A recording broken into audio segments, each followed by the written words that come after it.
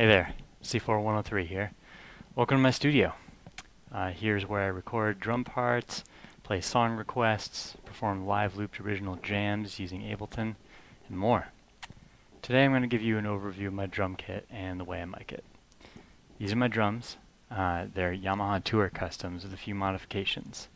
The kit is maple and comes stock in a fusion configuration with a 14-inch snare, 10 and 12-inch rack toms, 16-inch floor tom, and a 22-inch bass drum. What you see here is how I usually have it set up nowadays. I changed out the snare for my Yamaha KSD 225. This is a concert snare drum that I got when I started learning how to play the drums. It's a steel snare and I love how it sounds. This rack tom didn't originally come with the kit. It's a 13-inch Tour Custom tom that I got shortly afterward. Couldn't find it in the matching color, but I thought this color looked good, so I went with it. I like to tune my toms pretty low, so the 13 and 16-inch pair work pretty well for that. I play one up, one down now for a number of reasons. Partially for miking, but I also like being able to move the ride cymbal right into the spot right here. Really makes a big difference for me. So moving on to cymbals in general, starting on the left, we have my 14-inch Zildjian A Custom hi-hats. When I bought these, I got them used and was comparing them to one other used pair Guitar Center had at the time. These looked older, and as you can see, they're actually pretty worn. But the other pair was newer and looked cleaner, but it didn't sound quite as good. Next up is my Peisty 20 series 18-inch crash. I love this cymbal because it's explosive and powerful and dark, I guess, but I've always felt that words are an inadequate way to describe how a cymbal sounds. On my right here, I have a Zildjian A 18-inch crash. It's the same size as the Peisty, but it has such a brighter sound to it.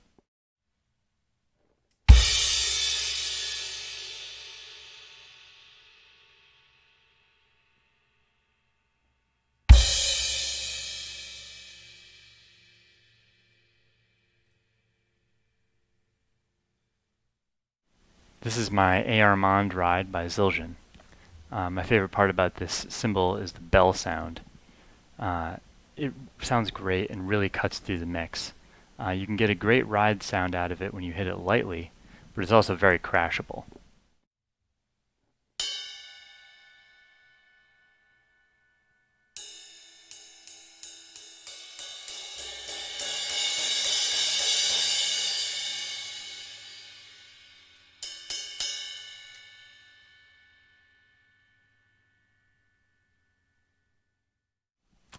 Here I have some LP jam blocks and a tambourine.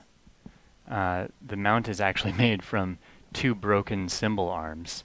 I took the bottoms of both of them and attached them together, and then I mounted this accessory holder to that. It's pretty janky, but it's steady and it's worked well for me. Yeah, now let's talk about mics. Inside the kick, I have an AKG D112 mounted using the Kelly Shoe shock mount system. It keeps the mic pointed right at the beater to best capture the slap of the kick drum sound consistently. Outside the kick, I use an Audio-Technica AT2035 to capture the low end. I keep the negative 10 dB pad switch turned on because it's right in front of the kick drum, and the low shelf is turned off, so I get a nice flat signal. I use two mics on the snare drum as well. On the top of the snare, my trusty old SM57 by Shure. This mic captures most of the impact and meat of the sound. And under the snare, I'm using an MXL 993, which is just a condenser mic, but it has a minus 10 dB pad switch on it as well that I can turn on so it doesn't clip out. And that captures the nuances of the snares rattling against the bottom of the head. On the rack tom, I use another SM57. Nothing exciting there. And then the floor tom, I'm using a Sennheiser MD421. This mic is legendary for capturing toms. For overheads, I'm using Rode M5 matched pair. They're a great bang for the buck, about $200 USD. They're clean and crisp, which is exactly what you want, so the close mics can do their job. For a room mic over there, I'm using an Audio-Technica AT871UG boundary condenser.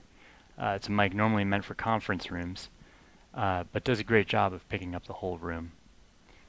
I have electronic components to my kit as well. This is my Yamaha DTX Multi-12. I'm using some triggers from my old Roland TD6V electronic kit, so I can play the whole thing like a drum kit.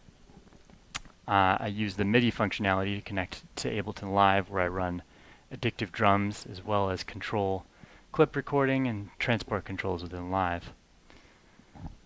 This here is the heart of my studio. It contains two custom-built computers. One's running Windows, the other's running Mac OS. The Hackintosh is an i7 4770K based system with 32 gigs of RAM running Mac OS 10.11.6. It's connected to a Motu 8M with Thunderbolt and only ever runs Ableton Live. The other PC has a Ryzen 1700X and 16 gigs of RAM and is primarily in charge of running OBS. It's connected to Motu Ultralight over USB. Both of these interfaces and others in the room send audio back and forth at low latency using a technology called AVB. Up top here is my M-Audio Project Mix I/O control surface. I use this to control Ableton and adjust levels and transport controls and all that good stuff. Let's go over the software side of how I process drums. Alright, so here we are in Ableton. You can see my drum mics folder here. Inside of that I have stems for the kick mics, the snare mics, tom mics, and overhead mics. And then the room mic is over there by itself. I usually use CLA drums, Neutron 2. I turn on and off different elements of those, and I tweak the different stems to how I want them to sound. This is what it sounds like all together.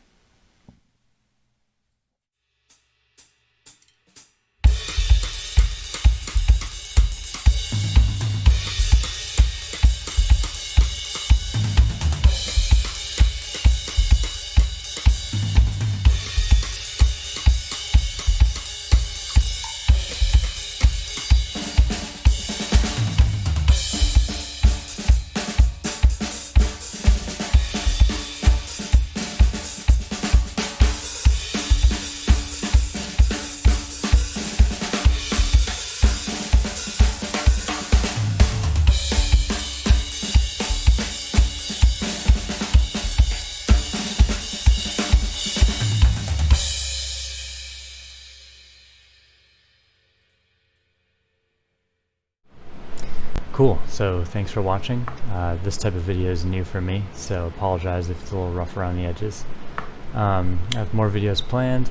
I'm going to talk about a remote music collaboration system that I came up with, as well as go a bit more in depth on the audio routing in my studio here.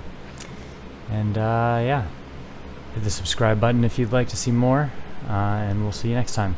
Thanks.